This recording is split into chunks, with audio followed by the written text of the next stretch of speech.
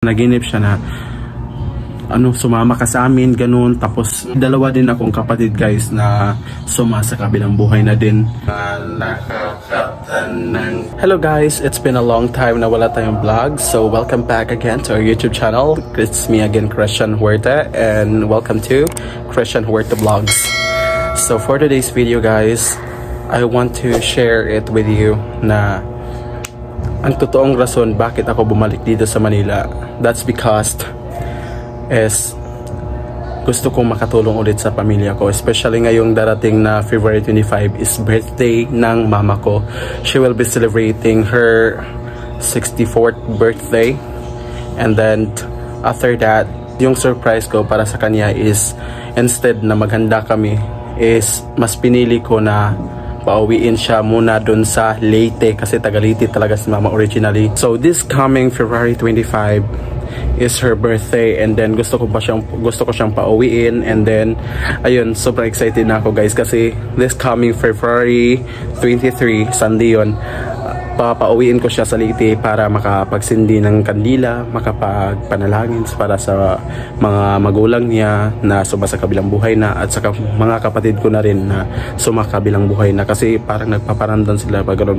No Lord, wag naman po sana, kasi kailangan ko pa talaga yung mama ko, at saka gusto ko pa makaranas siya ng magandang buhay. Ay, pagsusumikapin ko guys sa abot ng aking makakaya. Hindi ko man matupad sa kanya yung hiling niya na ayun, gusto kong makaranas ng mga sasakyan ganon, pero gusto kong iparanas sa kanya kung gaano ko siya kamahal, at saka kung ano yung maaabot ko sa buhay. Sana makakain siya, at saka yung mga parents ko na din. At ito yung main reason bakit ako bumalik sa Manila, instead na yung trabaho ko last time is nagtitinda ako ng helmet, which is ganon siya, nagtitinda ako ng helmet yan. Tapos okay naman siya guys, aircon siya, pero mas pinili kong bumalik dito sa Manila, which is construction yung trabaho ko dito, dahil sa rason na mas malaki-laki yung sahod ko dito, at saka mas malaki-laki rin yung perang mapapadala ko sa mga magulang ko. Kasi as of now, matatawag ko talaga sarili ko na breadwinner. Hindi ko naman sinasabi na ako talaga yung palaging nagpo-provide para sa pamilya ko, pero yung talaga is parang ganun na rin na ako na talaga yung parang nagsta-stand as of one of their sources. I call myself as breadwinner now.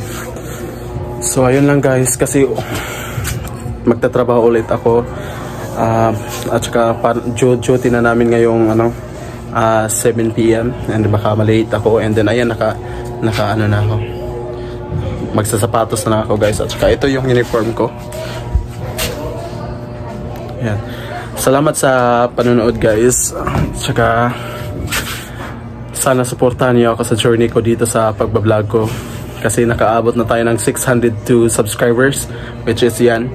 At maraming salamat po sa mga taos-pusong sumusuporta sa akin, at saka sa lahat ng mga bashers ko dyan, salamat din sa inyo kasi nakatulong din kayo sa akin kahit paano, kahit mga basher kayo. I really appreciate to all of you guys, and thank you so much. Bye bye.